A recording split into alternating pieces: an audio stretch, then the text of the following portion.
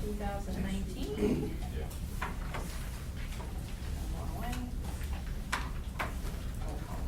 Mr. Linnell. Present. Mr. Alini. Present. Mr. Colhay. Poland, present. Same thing. I heard my name. Ms. Walsh. Present. Ms. Billendeweer. Here. Mr. Van Hope. Present. Ms. Kilthorne. Present. Ms. Long. Here. And Ms. Marlowe is here. We do have forum. And after Mr. Colhay. I know, we still have one. Get back. Craig, would you mind making a public one? All AMATS meetings are open to the public. If we have a business item, we'll have a presentation by staff or a consultant, and then after that, the committee will be given a chance to discuss the matter, and after that, the public will be invited to comment. Not before then. You go down in the back, man. It's Jim. That's not. It's all his fault. I know. Let the record show that Wolfgang Young and Jim Amundsen are being rowdy in the back. But further show that it's all Jim's fault. I know, exactly. All right, first item before us is the agenda. Move to approve. Second. Moved by Mr. Lindenberg, seconded by Mr. Van Hoek. Are there any objections? Hearing none, the agenda is approved. We do have one set of meeting minutes in front of us from last month, so October 10th.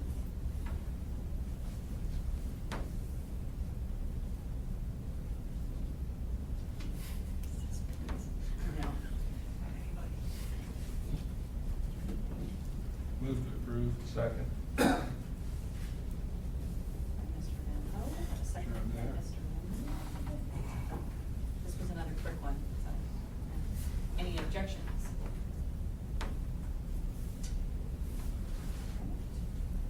Hearing none, those are approved. Moving right along, so we actually have a number of action items before us. So item 5A is the 2021 Unified Planning Work Program, UPWP. So, this I is. tried putting myself to sleep by reading it last time. Instead, I got through the whole thing. There you go. So. It's getting better for you. It's better for you. Uh. So, the UPWP is the Unified Planning Work Program. It's one of our 4 main documents. This is basically what AMAT staff will be working on in the next 2 years. This is not capital projects, this is just what the planning staff will be working on. So the first item we have before us is the actual narrative. We'll take the budget after that, but the first thing we have is the narrative. And we are required by our public involvement plan and by the UPWP itself to have a 30-day public comment period.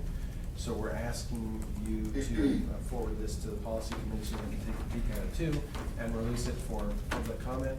We basically looked at what we did the last couple of years and saw what we are going to continue along doing, and then looked at the new projects that are planning projects in the TIP that we might be asked to work on, and included those in there. So the narrative is up to date with all the stuff that came out of the TIP for work. That's a quick synopsis. Happy to answer questions if you have any. And we'll go from there. Let the record show that Mr. Stitchick has joined us.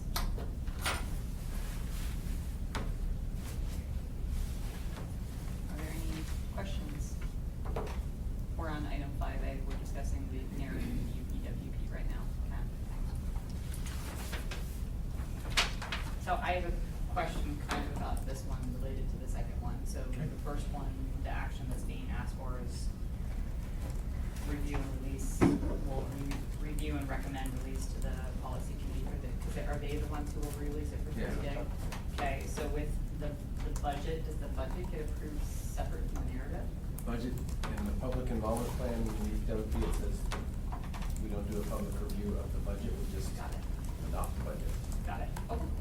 The budget is, when we go into the budget in detail, that's the number we get given, and then we portion it out based on how much time staff expects to take on each item, and then that's about it. So there's not a lot of wiggle room there. We don't get to add more to the budget. It's the budget. So I guess then if it needs to be adjusted based on comment from the public as far as adjusting any tasks? I mean, we could do that, it's not that hard to do. Okay. But part of the issue with the budget is, we need to get the budget into pace so that the assembly can accept the money into the city's coffers, so that we can pay for staff next year. And that needs to start January 1, so we gotta do that. We're required by our operating agreement to get the budget October 1st, so we got it, I think, October 3rd, relatively close. And so it's always a tight time frame to get it in. The state, they don't have an opportunity to get that number to us earlier, because they don't get it in their portion that's in figured out. So it's kind of a catch-22 of when we get the number, and then as soon as we get the number, we get to turn around and get it through pace as quickly as we can, so no one has to go. So are you requesting approval for the public review or approval? We're asking you to recommend a 30-day public review to the policy committee. Review the policy. Let the record show that Christine Schutte, Jamie Acton's representative, has joined us. Ms. Marmello, I need to excuse myself. Jim Amundsen's gonna take my place. Okay. Thank you. Thank you. Now it really is my fault. Yeah. I'm gonna be rowdy at the table. I'll try not to be. Are there any other questions from the committee on the UPWP narrative? And I will open it to public comment at this time. Are there any public comments on the UPWP narrative? It's a little dry. But did you- That's the joy of the federal medical and education planning program. Going once, going twice? All right, hearing no public comments, the matter lies with the committee. Recommend approval of the UPWP budget and moving it forward to the policy committee. Read the narrative. Yes. Second. Exactly. Moved by Mr. Endo, second by Mr. Endo. Are there any objections for recommending release of the 30-day? All right. We are so moved. Now we're on to the budget. So item 5B is the UPWP budget. So again, the budget is, we're required by our operating agreement to get the allocation right around October 1st. And it is in the public involvement plan, it says it's approved by this committee. It is not required to have a 30-day public review.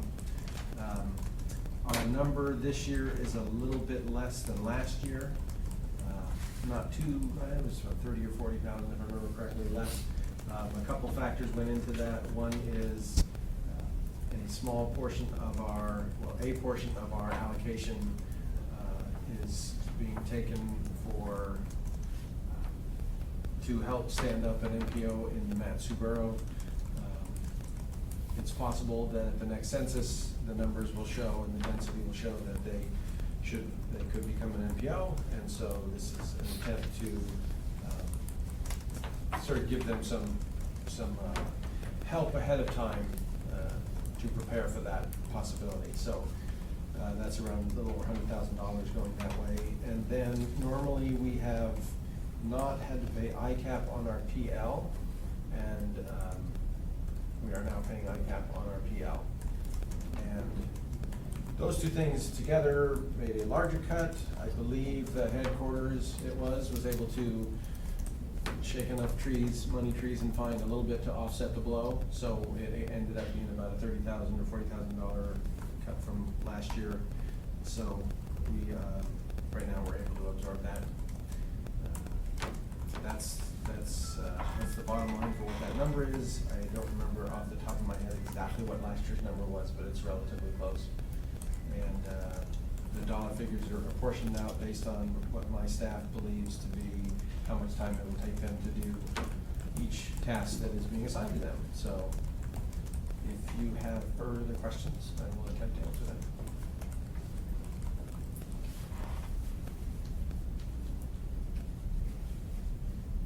I do have questions. That was a I have questions face. I was. So I guess from this point onward, is the number going to be reduced for the amount for the Mat-Su-Borough MPO and reduced by ICAP? So is the intent that really that there's potential to have more in years to come? That is a correct statement, yes. So a couple of factors will enter into it. Yes, we will still be paying ICAP unless something miraculous changes. I can't imagine it changing.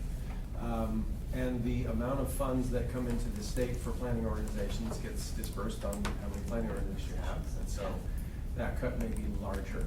So there are a couple of things that we can do to deal with that. One is the latest Senate bill back in Congress. I don't remember what the acronym stands for, but it's ATIA. Anyway, the latest version has an increase in the planning funds. So there would be more money coming to MPOs around the country. So that might help offset it. The other thing is, as you know, we apportion a certain amount of money in the tip for the signal timing and for the safety counts in your department. Yeah. We can increase the amount in that to offset some of the funds that we put aside in our P&L here. We put $114,000 in this particular year towards that. So if we have to reduce, we can reduce there, but increase it in the tip. It's allowed. Okay. We've been doing it that way for a long time. Yeah, we have. So. Okay. Are there other questions? Mr. Lincoln? Just out of curiosity, whose idea was it to help the borough out with getting their own MPO set? I can tell you it was not my idea. Maybe Mr. Van Hoen would like to answer that. Yeah, I don't think that's he's taking wrong, it. actually. Yeah, I'm not saying it's a bad idea, it's just, I'm curious. The Mat-Su Borough actually petitioned the headquarters folks for assistance in pre-MPO planning. And so is our headquarters planning department that said, yeah, we can find you some money, shake with some money, assist you to doing some pre-MPO planning. And so that's what the $100,000 this year is supposed to be used for. We did, in reference to your last question, we were able to stave off some of the larger cuts, as Craig mentioned, and discussing the detrimental impacts to the MPO planning organization.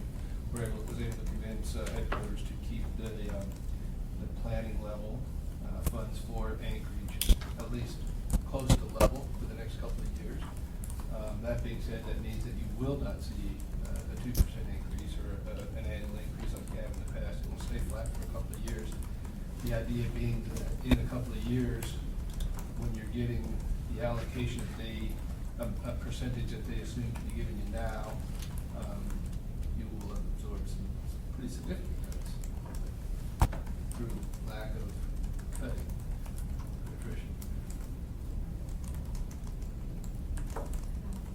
So no raises. When's the next census? 2020, this year, Yeah. well, next year, Well, it's kind of this year. Yeah. And So usually- we've been meeting with them, and they say that, they acknowledge that they have population, they just don't know if they have density. Yeah. That was the question. Exactly. And usually there's about at least a 2.5 year lag time between Sure. the census and when they start designating new MPOs. Yeah. And I mean, 10 years ago, this was the same conversation, but there wasn't enough density Yeah. 10 years ago, so whether there is or not, we'll see. Yeah. And there's a certain threshold for density then? Well, it's 50,000 population, and then I don't know the exact, I don't know if Aaron has any idea how to figure out the density, but, yeah. I mean, it's a borough the size of West Virginia, it's gigantic. Hard to put, just 50,000 in that area, it seems hard for me to believe that would meet the standards, but I don't make the rulings. So sure we'll have more than that, but the question is density. Well, they didn't have more than 50,000. Yeah, well over that, so. Their density is right, Palmer, and some Yeah. other areas, but. And right along the park side. I was gonna say, right along the highway, exactly, right along the highway. So what, Yeah. I do have, what happens if after the next several years and the census information does come out, they don't meet either? They'll meet the population probably, density, then we've been apportioning $100,000 for the next few years that way for a stand-up that's not happening. What happens then? I think I asked that question, and I don't remember hearing an answer. I would assume that in 3 years' time, when all the new MPOs are designated, and if they weren't designated an MPO, then I would assume they would stop taking money off to send to that MPO. I don't know that they go, oh, here's your money back, because I Right. spent it. They'll have spent it on pre-MPO planning activities. So the only benefit that we can think of that actually happening would be the fact that there would not be an additional draw under the planning funds for setting up an MPO. Yeah. But yeah, the money that was already given to them is spent and gone, so they would just stop receiving additional funds. Interesting. Do you know, and this is completely like not related to us, and I'm just inquiring, after each census, do they say how many new MPOs are like created across the United States? Is that information shared so Yeah, that you sure. know? Okay. To be fair, I've never thought about it before this moment. Yeah. That's Yeah, I kind of think interesting they're- information. Yeah, they're right Yeah. around 440 MPOs right now. Yeah. So, And how, I mean, is it a pretty stable it seems number like, right now? yeah, it's pretty stable. I Okay. mean, usually what will happen is a MPO will grow large enough that they become a transportation management area, a TMA, so they're over 200,000 population. Yeah. It is not as common for new MPOs to get created. It's more like, you know, They just get so-and-so bigger. moved to a TMA now. Yeah. I With can the see that. additional requirements, so. Yeah. We are gonna be the only TMA here for 40, 50 years at the very least. Yeah. You know, even Matsu's not gonna get 200,000 in that period of time. Interesting. Sorry, I'm just, my own ignorance asking questions. So. Are there any other questions on the UPW budget? All right, are there any public comments at this time on the UPWP budget? Going once, going twice. All right. Hearing none, the matter lies with the committee. Move to approve and move to recommend approval of the UPWP budget and forward it on to the policy committee. Moved by Mr. Van Poe, seconded by Mr. Amin. Are there any objections? Hearing none, we are so moved. Moving right along. Item 5C, we have the Eagle River second 10-year PM10 limited maintenance plan. Matt, do you wanna carry this, or do you want me to, I'll make my way through? Um, Either way. Basically, it's the same limited maintenance plan that was drafted by DEC went out for public review, got no comments received.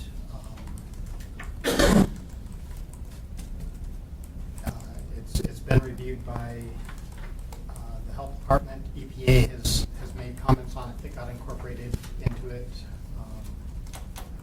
The revision that went out for public review, so now it's a matter of the assembly adopting it so that it can be incorporated by the state into the state implementation. And I guess we recommend, policy committee recommend that the assembly adopt it. Yeah, it's one of the rarer cases that we're not the, AMATS is not the final decision maker, it's the assembly, so Got it. we put our 2 cents in and then it goes to the assembly for final approval. Got it. So even the policy committee is just advisory report on this one. Okay. There were no public comments received. Nope. And that went out, what, August and September? Yeah, I remember getting some. It's not unusual for us to put out air quality documents and not get a lot of comments in it. It's such a technical document. Yeah. The people who know about it are the ones who created it. Yeah. These 2 folks and Cindy, so Yeah. that's gonna be it. But EPA does get a very long lead time to approve it, so it seems like we're doing it 2 years ahead of schedule, but it's really right on schedule for the amount of time that they get to. Wow. That's like 18 months, isn't it? Yeah. 18 months, and they usually go over that. Yeah, the last time it was 3 years. 3? Years, the last time. It's a slow read. I mean, it's. Yeah. I will admit I didn't read this one. Oh, That's your show. I guess I did. I guess I could have tried reading this one to put myself in front of you. I would have played. Fascinating. Wow. All right, are there any questions from the committee?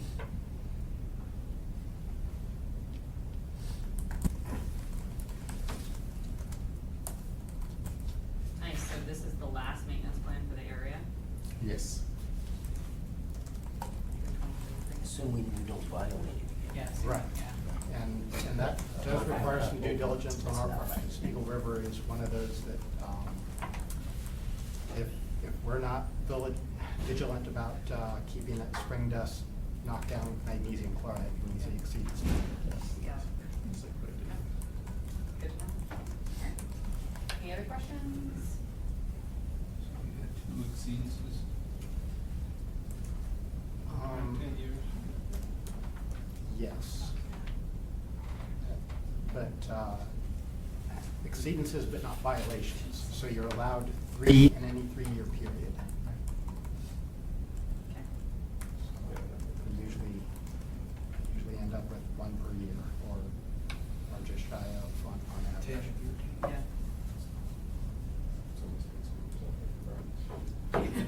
And those tend to be. Spread Yeah. ag, yeah. No, it's, yeah.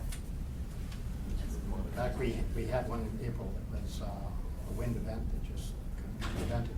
Yeah. That mag chloride was put out the morning before that event, Yeah. heavily on highway, and still was. Yeah. What is the time period of on this graph? So how long does it take to update the information from you said you had it this year, but there's no FY19 stuff in here? Well, so that happened in April, and it. The monitoring. Right, so this plan incorporated data through 2018.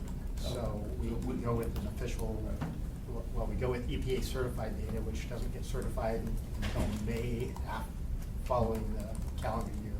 So 2018 gets certified in May 2019. Yeah, so anything for this year will happen. Yep. Next year, okay, makes sense. And we'll continue, I mean, Just we continue to monitor. one of those examples of, yeah, we gotta keep on that. Got it. Okay. Any questions? So they will continue monitoring for another year? No, every year. Every Do year. the monitoring. Yeah, this is the last maintenance plan, but, but they still have standards and we still monitor, so. Okay. All right, are there any public comments on this item? Limited maintenance plan. All right. Matt, Eliza, committee? Recommend we forward this to the policy committee with our recommendation for support and by them for adoption by the city assembly. Second. We had 3 seconds, that's. I know. Cute, we have 8. That's awesome. I heard Ms. Walsh first, so. Are there any objections? Hearing none, we are so moved. Thank you. And next item is item 5D. This is a CAC resolution 002-2019 Glen Highway on-ramp merge upgrades. We had this resolution or a similar version before us recently, and I think it got to the policy committee and they had some comments on it, et cetera, so it went back to the CAC, but, It never went past the TAC. oh, this is the other one. Yeah. Sorry. Why wasn't it that meeting? So what can you tell us then? So, Harry O'Hanlon with AMATS. So, this was sent back by the TAC to the CAC because there was some concern. The original language was just saying add the ICM project to the current TIP. And the TAC had concern that it wasn't scored, ranked, and compared with other projects. There was no information given on what funding would be used for, what project would slip for it. So at the last CAC meeting, we kind of talked about this, and they still recommended that it be scored, ranked, and considered for the next major amendment, which we're anticipating in January of 2020. To look at if there's any free money available to get started on this project. The thing about this project is, in the ICM study, it had it listed as kind of a chunk of money for about $20 to $25 million, but it could be broken up into smaller pieces to do little bite-sized chunks at a time, if desired. I'm not saying it has to do that. And so the CAC was just pretty adamant about getting started on this, because for them, they hear a lot about this concern out there on the Glen Highway. Okay. Yeah, I remember seeing this one, but this language is much better, so. So will we be scoring and ranking multiple projects in January 2020? I'm not sure. So, yeah, right now, we have a potential amendment regarding some money that might, the project that might be slipping, so we're trying to figure out how to fill that hole, et cetera, and some other things. This is a project that we would, I mean, if this is approved, the policy committee directs us to do this, we would rank and score this project. I don't know of any other new projects, but this would be the only one, and then see how it ranks along with the projects that we've already ranked and scored for the TIP previously. And if it moves up high enough, then we would also be up to the technical committee to recommend to the policy committee based on our recommendation. If you want to add it in. Knowing the dominoes to tumble, okay, you got a big chunk of project here, what comes out to put this into place? And if we're scoring it as one, and it was scored and ranked, it wouldn't necessarily, we don't know where it would fall. I have no idea. In this case, we don't have anything yet regarding this project, so we would have to fill out a nomination form, getting all the information that we can to try and figure out how it fits with the criteria that we have, and then actually do the scoring, so.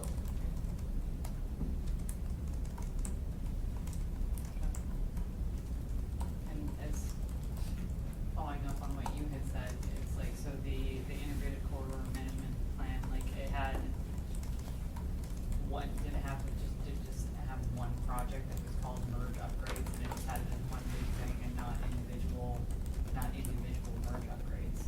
So it had it listed as one project, but it listed each interchange that they recommend the improvements at. So what you could do is, if you didn't want the one size 20 million plus million, however much it ended up being, you could maybe rank them individually, talk to DOT if they have any kind of criteria that talks about which one's kind of the higher priority.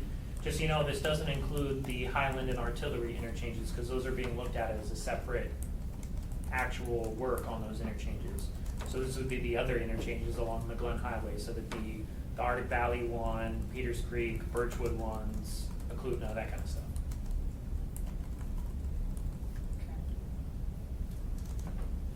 Does that have to be decided now if it's split up or if it's one project? I mean, probably the easy way to do it, if I were, is do it pretty similar to what you have with the pavement replacement projects, is you put a lump of money in there. And say this is funding for ramp merge upgrades on the Glen Highway, and you could probably have a list of them and say, these are the ones we'd like to work through. That would have to be something we'd wanna work out when we're doing the major amendment with DOT and the Muni and whoever else, to kind of solve what's the best approach to it. And the CAC didn't have any recommendation of what projects to move out to help replace this. They wanna get a work session scheduled, not next week, but the week after, to kind of sit down and go over some possibilities and make some recommendations. Cause there is a little bit of time before this has to be, worked on gung-ho, cause we're not really gonna be doing the major amendment until January, so we have a month. Okay. Any other questions? Is there an expectation that we're gonna be sticking this into the federal fiscal year 2020 list of projects, which is already over-programmed by $10 million? Or are we planning on trying to shove it into 2021? Well, for the AMATS tip, it's not over-programmed. Sure it is. You haven't checked the numbers lately?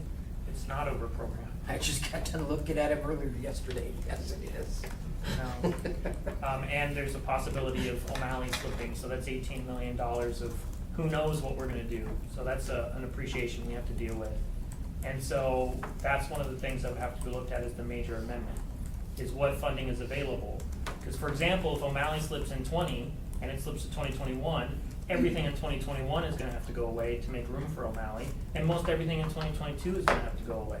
So a lot of work has to be done, so it could be looked at as maybe a small chunk to get it started, you know, like $1 million, $1.5 million or something, and then go from there. But that's part of the process, is to determine if there is any free money available, what would it go towards? And if not, is there a project that can be moved out that's not as important, or that didn't score as high, to make room for this project? No, we won't know until we score and rank, I mean, really, where this falls, because it could just not even be one that really should be considered, except perhaps if there's a hole that we need to fill, then we could possibly do that, so. Madam Makes Chair. sense. Oh, let the record show, Mr. Cole wants to lead one. All right, are there any other questions on this? Are there any public comments on this item? Going once, going twice? Is anyone from the CAC here? Nope.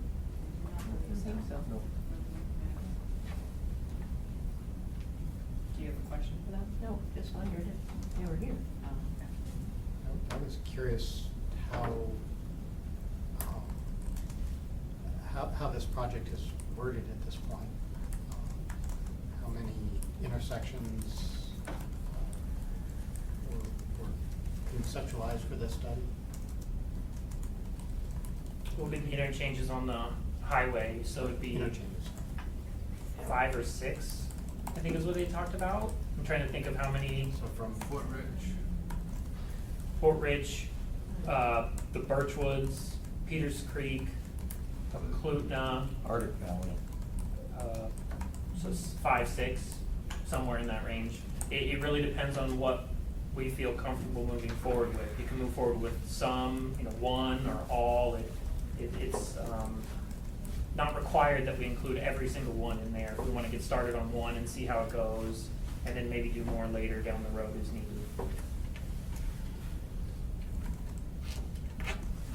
And have within the ICM, has it been, did they prioritize which ramps? Oh, not the interchanges, but in terms of the projects, they gave them a ranking of immediate or high, medium, and low, and this was one of the high immediate needs, I guess, Yeah, is what it was called. I think that's what it was called, high immediate. okay.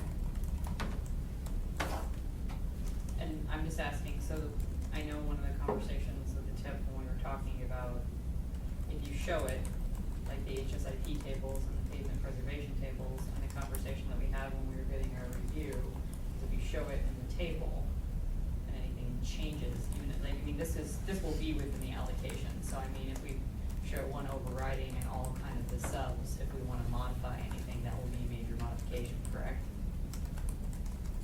Well, my understanding from the feds, at least for the federal highways funding, is that if we have kind of a lump sum in the table, in the roadway table of the tip, and you could have it back as an appendix. And then you could make changes in the appendix and it wouldn't be a major amendment. Okay. So the nature of the study itself could change without, I think, The it would study be is more done. like. The study's Oh, it done, is? yeah, the study's Yeah. completed, so Okay. no, I think it's very finite, the recommendations of the merge upgrades as it relates from that. The question is just which ones we would then fund with the pot of money that we had, yeah. Being more flexible with that. Okay.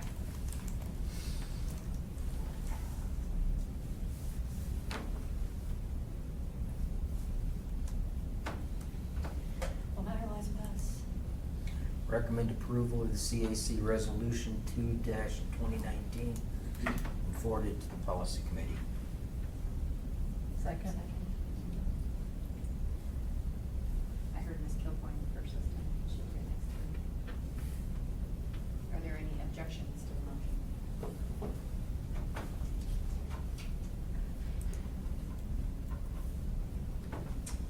You are so moved. Yes, it really will be, depend on how they want to score and everything, consider the project, but we'll see how that goes. Okay. We're done with actually the action items. Woo! All right, we're on to item 6A, project plan and update, the 2040 MTP update. I'm filling in for Vivian. I'm not Vivian. She is home not feeling well, so she decided to stay away and not get anyone else sick. So, at the last policy committee meeting, the feds were there to give a quick update or overview of the certification review. One of the things they talked about was that the MTP is behind and it's not going to meet its 4-year deadline to get approved. And they gave us a corrective action. So in that note, the policy committee said, do whatever you have to take to get things and keep them on schedule. Wasn't there a grace period? Well, that doesn't, technically, here's the problem. There's a grace period for the conformity determination, but not the MTP itself. And it may sound like splitting hairs, well, it is, but that's how it kind of goes. So technically, the document itself is supposed to be approved within 4 years, but the conformity gets a grace period. However, the feds don't like you using the grace period because it basically means you've screwed up somewhere and you have to kind of use the get out of jail free card. And so you have a corrective action on AMATS to make sure we get it approved by November of 2020. So we have a deadline coming up.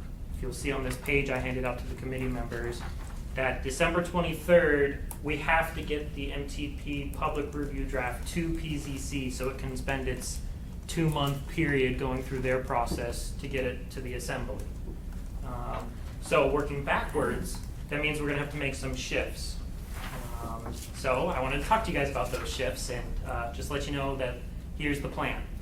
So we are going to post the document November 27th for the TAC meeting in December. Normally, the TAC meeting is December 5th, which is the first Thursday of the month. However, we're looking at changing the TAC meeting to December 12th, the second Thursday of the month. What that'll allow is the TAC 2 weeks to review the document before we ask for release of it for its public comment period. We felt that giving you guys a week to look through an extensive document like that was kind of rough, so we wanted to give you an extra time.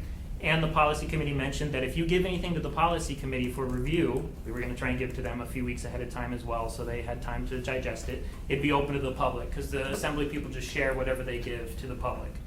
So in that light, we decided to shift some things around. The 5th, December 5th, would instead be a work session with the TAC and policy committee to talk about the document. It'll have been posted for about a little over a week at that point, but there's holiday days in there, so a week more or less. Give everyone a chance to kind of peruse through it and see if there's any major questions. Have our work session to discuss it and see if there's any big issues that come up. And then on the 12th, have our scheduled TAC meeting asking for your guys' approval to release it for 30 days or 45 days. We haven't decided yet. And then a week later, at the policy committee meeting, ask for their approval to release it for the public comment period with any changes. So basically what will have to happen is, as soon as we're done with the meeting on the 12th, I'll have to go post the document for the policy committee meeting a week later.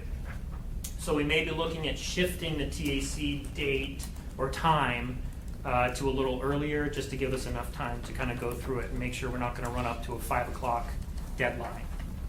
So just kind of wanted to bring that to you guys and see if you had any questions or concerns. Should work. Okay, I know it's kind of last minute, but this is kind of what we have to have the schedule to be to make sure we make our deadlines. So policy committee said make it happen, any number of meetings they need to attend, so we kind of assumed you guys would be willing to do the same thing. But I talked with Vivian and we worked this out, and it seems like this might be the easiest without doing a whole lot of shifting and doing a whole lot of extra meetings. So I'll work with Craig and hopefully we'll send out something for a notice for the work session. I'll probably send out a change to the TAC regularly scheduled Outlook invite to change it from the 5th to the 12th.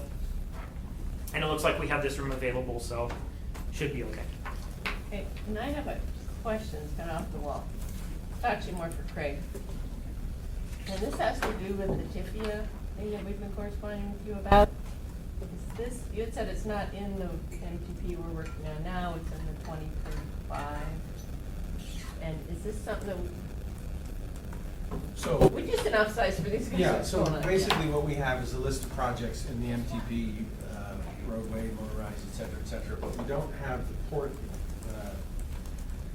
intermodal. Modernization. Modernization project specifically listed as a project in there. And so my thought was, we could put it in the narrative somewhere.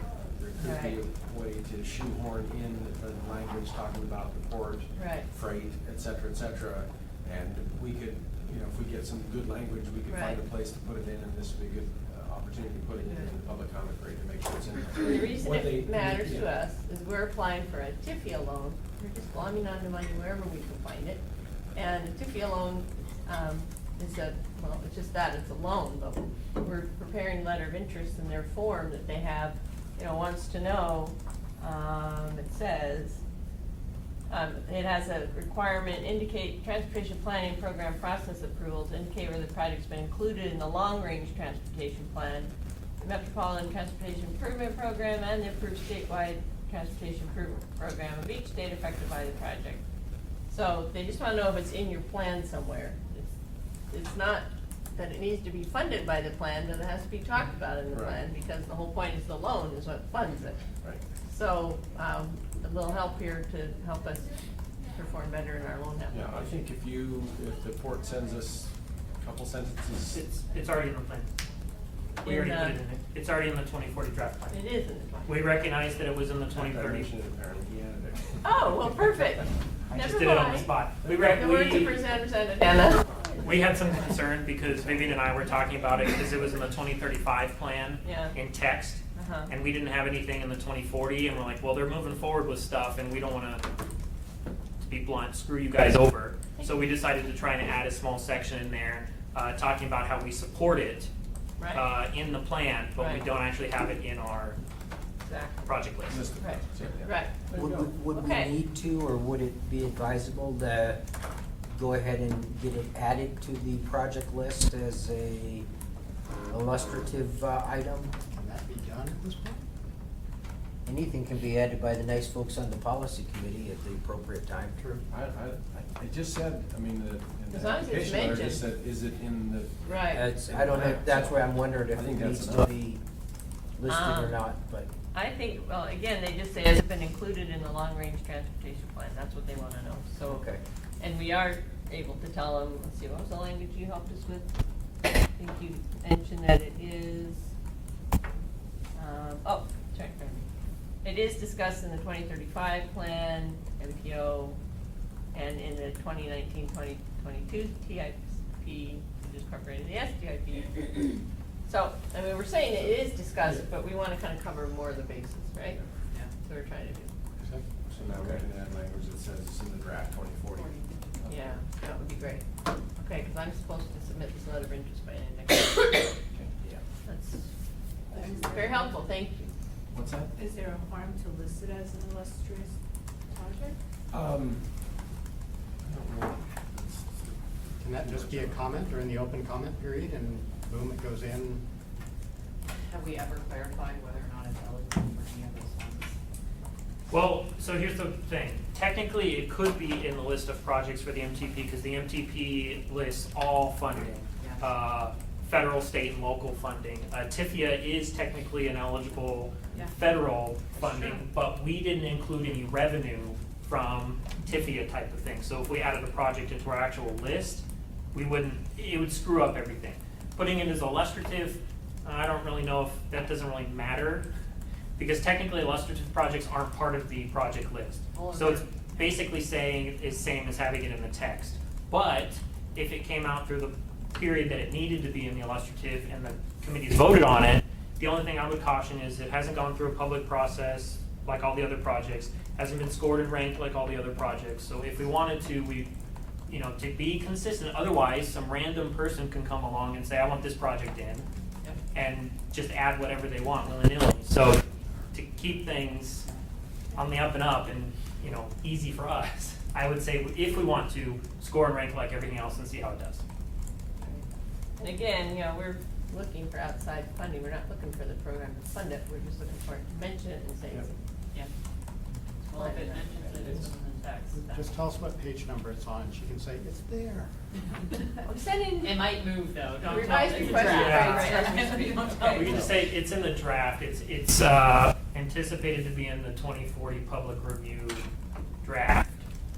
Because I don't know if something will change between now and when we actually release it for the public. It could change to a different location, the policy committee may do more or less with it, I don't know. But right now it's in there. I think it will help just for us to update the language we just talked about, and that gets us on our way. But we have to pass a straight face test with these people that, yeah, it's in our plan, so. So, do you want comments on this? On the schedule? Yes. Yes, please. The sooner you book it, the better. Okay. I'm already starting to book out for December. Okay, so I just- So the 5th should be available for everyone because it's a current meeting. So Yes. I just wanted to give you guys a heads up here because you're the meeting that I'm going to change. We're also going to mention it to the policy committee members at their meeting in a couple of weeks. But since I have to adjust your guys' schedule, I wanted to make sure, as long as you guys are okay with it, I'll go update the calendar invite to book the 12th for the new meeting as well and kind of change everything on the website and everything as soon as we're done here. That's fine. And you said something about the 12th being earlier. Maybe. We'll see. So I'll have to look and see if the room's available. We have it scheduled for 2:30 or 2:30 to 4:30. That should be okay unless we think there's going to be a lot of debate amongst you and the public about the draft plan to release it. If so, we can maybe schedule it earlier just in case we need more time. So I'll ask Craig and see what he would like me to do. I'm open, for the afternoon right now, but I do have stuff in the morning already, so depending on how early you were going, that's why I was just asking. So, once again, the sooner we book it, the better. Okay. We'll do it as soon as we finish here. Yeah. Better to assume the worst and not beat the time than the other way around. Yeah. Okay. Then I'll just change the invite and leave it the same time and then we'll go from there. This is the first year that I actually changed, to go to the first Thursday in November and December, because I've missed meetings before, because that's the year we changed it now. That's fine, everything's wonderful, happy to help. Are there any other questions for Mr. Young? Are there any public comments on this? Station Director. Wolfgang Young, DOT, just as an aside to what Aaron just commented on, there were 2 corrective actions listed in the certification process. And we did commit to a corrective action plan to go back to that within a 30-day strike, was that right? I think it said specifically to report to the December policy committee meetings. So, just to highlight that there is a due out there that I was, are we going to address the corrective actions? Got it. Thank you. Can I ask what the other one was? It was related to the tip narrative. The tip was the tip tables, and they have asked for a narrative. Ah. So, which we're working on. Fun. Okay. That's one way of describing it. Yeah. All right, thank you. Thank you. All right. There is no general information, so that's good. Okay. Are there any committee comments for the good of the order? Madam Chair. Ms. Walsh? We are pretty excited down there at the court, although I'll qualify. So yesterday, the mayor got a call from the congressional delegation that we had been selected as the recipient of one of the maximum awards of $25 million for the build grant, or continue to go put towards our petroleum and cement terminal project, which is really cool. Yeah. I mean, it's a lot of work into these applications, and we finally got one. However, I'm the one who submits the application in grants.gov, and I'm the point of contact for the official notice that it's happened, and I haven't got one yet. I believe that it's, So. yeah, the congressional delegation got their call from the Secretary of Transportation, so we're thinking it's pretty much for sure, but, I'll still feel better when I see that thing in my inbox. Yeah. But anyway, it's pretty exciting, and so I guess my message is, this grant writing business, which I kinda ended up with by default when I went over to the port, is actually doable, and real people can actually do these applications and have something come back, so, if you're doing grant applications, sometimes it works out. That's all leave it at that. Thank you. I know Ms. Acton was really successful in a lot of her grant applications too, so, yeah, definitely. Any other committee comments? Mr. Vinham? Yes, I just returned from our annual obligation year-end process up in Fairbanks last week, where we talked about FY19 obligation wrap-ups and FY20 projections. And needless to say, we still have quite a bit of work to do. FY19 was all obligated, of course, and we received like $39 million back in August redistribution.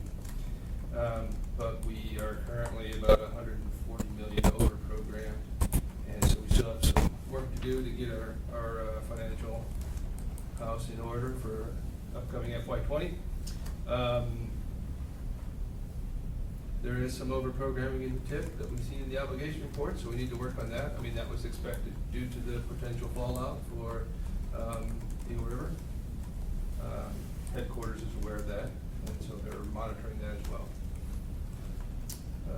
We are continuing to work on the new 2023 STIP. That should be out for public review sometime late November, possibly early December. That's about it. Fun.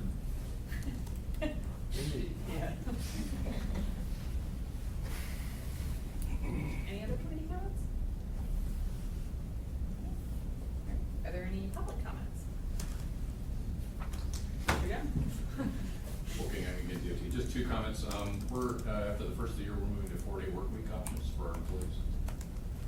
So if you're, get a 50-50 hit on Friday or Monday, you'll know why. Most employees will not have the option to do a 4-day work week. The other announcement is we're moving forward on establishing a Matsu district office out in Matanuska. It'll be approximately 20 to 30 positions relocated from Anchorage out there. That's in recognition of the population growth, potential MPO, and the $500 million worth of projects we have out there over the next 5 to 10 years. $750,000. $750,000. A billion. Yeah. Billion, B. So, yeah. So You said 20 to 30 people? that's what we're looking at initially. It'll be a district office. It'll still report to the region, so it still reports to Dane. Yeah. Out of the, if you look at the next 20 big projects right now that Jim and Todd have stacked up, over half of them are in the Matsu. Big projects. Question for Mr. Young? Yeah. How's it working out with the Silvertip station being closed down? So Silvertip, that has been in the news a lot lately. The Kenai Peninsula Borough legislators are very spun up on that. I'm glad you brought that up because there will be effects in Anchorage. So we've shifted maintenance and operation forces a bit. So in other words, we used to meet the folks in Girdwood halfway between Anchorage and Girdwood. Well, now the Anchorage people will go all the way to Girdwood. The Girdwood folks will go into Turning Pass. What that means for Anchorage folks is longer snow removal delays for the hillside routes and the smaller collectors. And that also extends out to the valley. So Silvertip will be unmanned or closed for the foreseeable future. And the reason I ask is, and I kind of knew all this, but, is the, no night shift anymore. And, because it's my understanding there won't be a night shift, and that affects trucking companies, that typically, offload Sundays and Tuesdays, and then they head that direction. So I haven't heard any feedback yet. Of course, we haven't had any real weather yet, but, I guess we're gonna wait and see how it works out. That's correct. We have the ability to still authorize overtime for those crews at Crown Point and Girdwood to numerous large snowfall events, and that is our plan to do so. But it is a degraded maintenance effort along that NHS system, so we took another $750,000 cut this year. We're over 22 million over the last 5 years, so eventually you can only bury and hide and extend service life cycles so much, and we are at that point.